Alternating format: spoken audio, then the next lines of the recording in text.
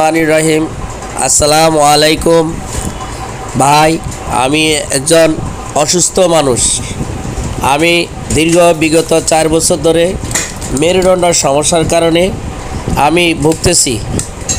এই মেরুদণ্ডের অপারেশন আমি ঢাকা মেডিকেলে হয়েছি।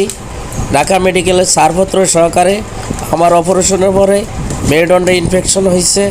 ইনফেকশনের ছাড়পত্র সহকারে আমার মাথায় বিসমিল্লাহির রহমানির রহিম।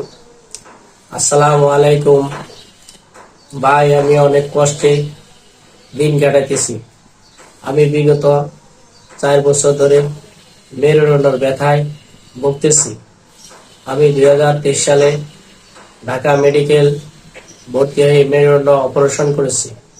ওই অপারেশনের ছাড়পত্র সহকারে এরপরে আবার মেরুদণ্ডে ইনফেকশন হয়েছে। আবারও